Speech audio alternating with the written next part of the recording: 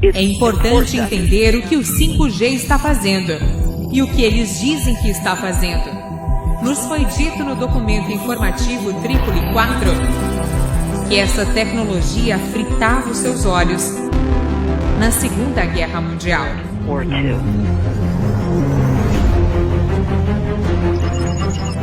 Todos precisam entender que essas são armas militares. São frequências de assalto.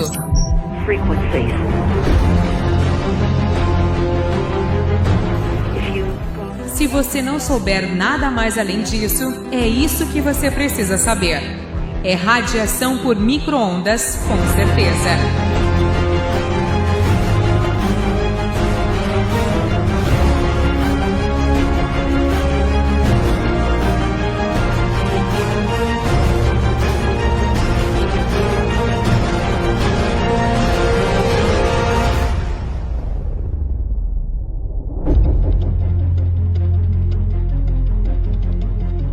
Senhoras e senhores, por favor, juntem-se a mim em dar as boas-vindas ao Clube Nacional de Imprensa. O diretor federal da Comissão de Comunicação, o senhor Tom Weller. It's an honor to be here at the National Press Club. The first generation wireless 1G was voice. The second generation 2G allowed both talk and text. The third generation, 3G, the internet, in a limited way. And today's technology, 4G, completed that digital migration. But if anyone tells you that they know the details of what 5G is going to become, run the other way.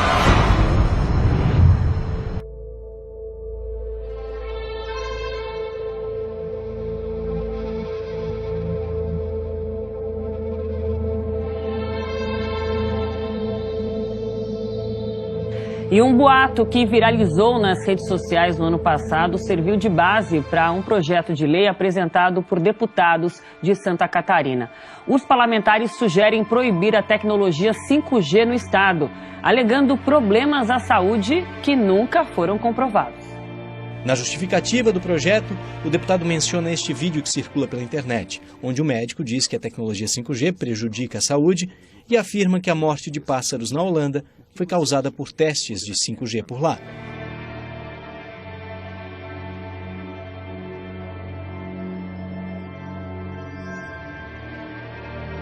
Especialistas afirmam que as informações do vídeo não têm fundamento científico.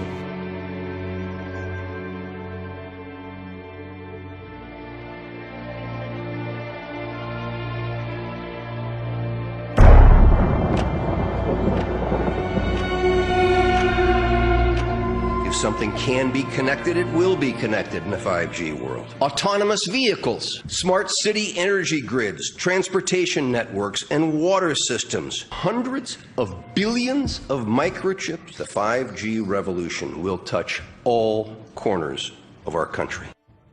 But this 5G revolution may have a dark side. As it turns out, wireless radiation has biological effects. Published, peer-reviewed science already shows that today's technology creates radio frequencies that pose a threat to both the human body and to animals, not to mention to the environment. These existing health effects of wireless radiation are worthy of attention because in order for 5G to work efficiently, cell towers will need to be installed everywhere. That's why over 200 doctors and scientists worldwide are now cautioning that we need research on the health effects of 5G before its rollout. Let's consider that the brain tumors, infertility, memory loss, nausea, neurological disorders, and anxiety may not even be the worst 5G has to offer. Because with 5G also comes the potential to turn every device into a way for the state to spy on you. Again, don't take it from me. Take it from Mr. James Clapper, former director of National Intelligence, who said that in the future, intelligence services might use the Internet of Things for identification, surveillance, monitoring, location tracking, and targeting for recruitment. So why is the federal government allowing for the rollout of 5G and even encouraging it? Well, may be one of the reasons is that 5G offers security agencies unprecedented access to the data on our lives.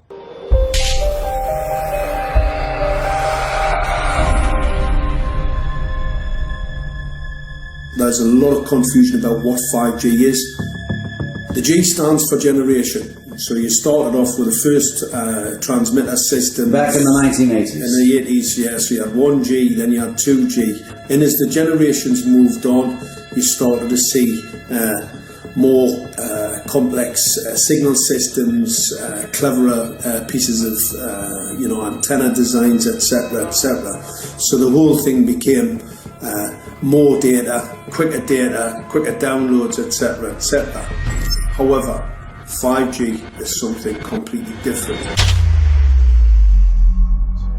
There's no doubt now that electric waves, electromagnetic forces, cause direct biological effects. There's thousands of peer-reviewed papers on this subject. There's no doubt about it. But what are these effects? How are they affecting us? What can we do about it? We're now at a stage where we're putting in what's called 5G, which is a special type of broadcast for high-density information transfers. And it turns out that this is the same frequency bands that are used in crowd dispersal weaponry.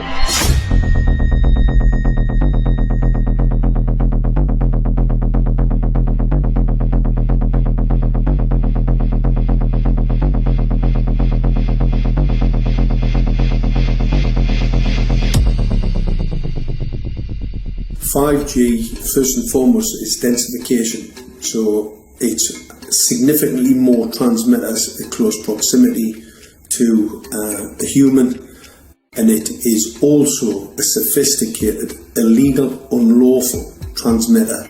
What I mean by that is it is a high-gain dielectric lens antenna, and what that allows 5G transmitters to do is to 3D map its environment in your home.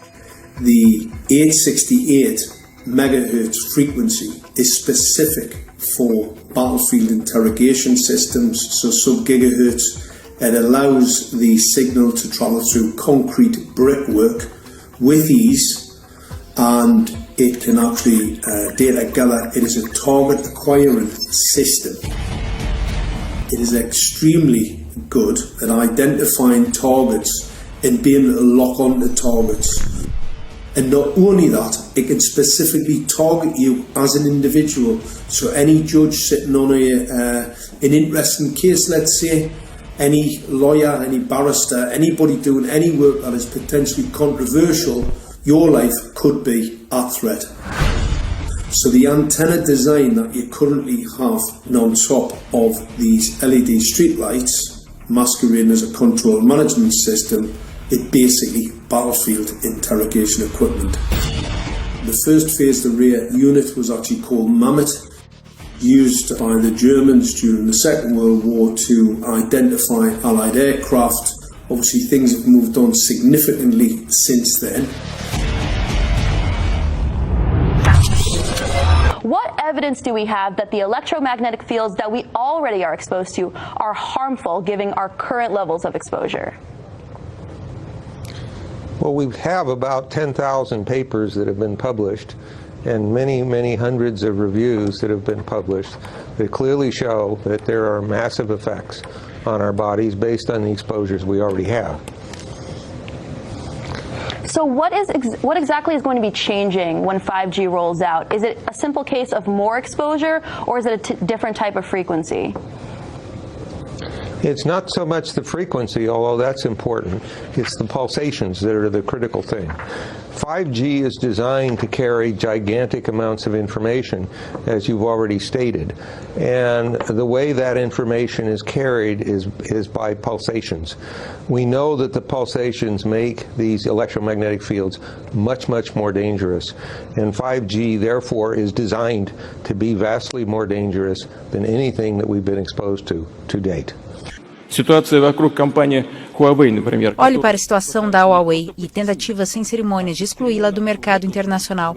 Isto já é chamado em alguns meios de comunicação de primeira guerra tecnológica da época digital, que começa agora. O presidente Xi Jinping afirmou que a China está disposta a compartilhar a tecnologia 5G com todos os sócios. A Huawei está em situação delicada desde que o presidente americano Donald Trump proibiu em maio que as empresas do país vendam material para o grupo chinês. There are dozens and dozens of studies that show beyond any doubt what this radiation is doing to our sperm. Now, if you take the cell phone out of your pocket, the sperm will recuperate within 3 to 4 months. What would not recuperate would be the damage to the DNA of the sperm. That is irreparable. The wife of the ex-governor of Indiana was diagnosed with glioblastoma. Same brain tumor Ted Kennedy had and John McCain had. Did you look at John McCain's scar? This is a cell phone brain tumor. LeBron James, one of our sports people, had a salivary gland tumor. That is another cell phone tumor. You didn't hear about it because immediately after that was discovered, he was paid by Samsung to become their spokesperson. We are seeing increases in brain tumors. We're seeing increases in Alzheimer's. We're seeing increases in all of the neurotransmitter diseases, ALS, Lou Gehrig's disease, Parkinson's. These are all disease systems that are known to be associated with low-level energy exposures. We talk about 24/7, around-the-clock exposure, wherever you are and your whole body. You never get away from it. And it seems from our studies that maybe your immune system can cope with for a time, but it will deteriorate. Then the irradiation will definitely damage cells at a deeper level, and the question is what will then happen. Did you hear about people coming to you as far as having complaints about illness? We were made aware of health complaints following installation of smart meters, and we wanted to verify this using our field work. So I measured the field of about 30 different people while they stood 1 foot in front of the smart meter, and in every single case, the human energy field was obliterated as they stood in front of the smart meter. So in our first slides, what we see is normal cells, and the structure of the cells is intact and sound. This is what we would expect from a normal sample. So after 2 minutes of exposure in front of the smart meter at about 1 foot away, we see a totally different story. Sample 1, you can see a lot of degradation in the cells. The cell walls have been broken, and you see changes in the cells which are called mycoplasma. It shows a mutation to the cell. In the second sample, we see a different type of degradation to the cell membranes. You can see a corrugation here. This is called bottle cap formation, and it's known that this occurs due to oxidation or exposure to free radicals. So this third subject, when we did her sample, she had to be pulled away from the meter after 45 seconds because she complained about an increasingly severe headache. And here you see a phenomenon called rouleau, where the red blood cells are stacking up, which makes it very difficult for the blood to deliver oxygen to the tissues as they would be their normal function. Every single one of these is a degradation. Every single one of these shows a trauma to the blood cells, and that came from something, and the only variable was the smart meter. The good news in all this is the patient and the blood can return to normal once they have been removed from the influences of these stressors. When those first studies were performed years and years ago, nobody knew about the importance of the microbiome, the role of the microbiome and the immune system, and even less the role of the microbiota inside our brains, that is, the microbes that are normally resident inside our brains, whose influence on brain function is nothing but immense. And you may think, well, who cares about the microbes?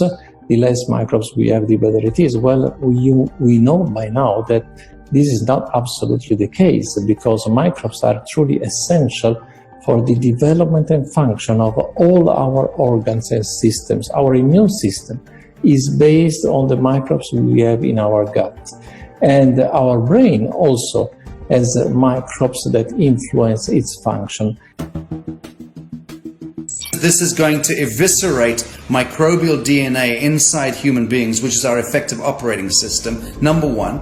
So it may not impact human DNA in laboratory experiments right now, and they're saying it doesn't impact human DNA. But given that human DNA is less than 1% of the cellular DNA in the human body, the rest of the cellular DNA is microbial, and we know that this will eviscerate microbial DNA. So we're talking about a takedown of the operating system of human beings. Exactly. I couldn't have put it better myself.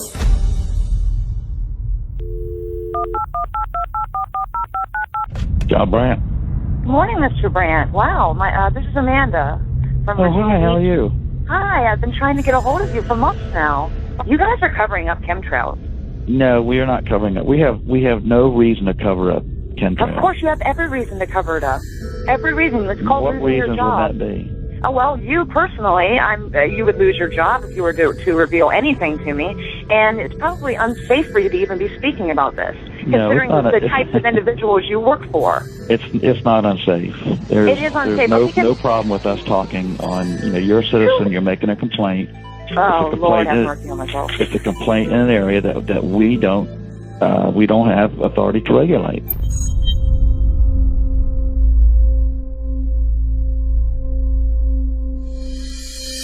So the connection between chemtrails and 5G.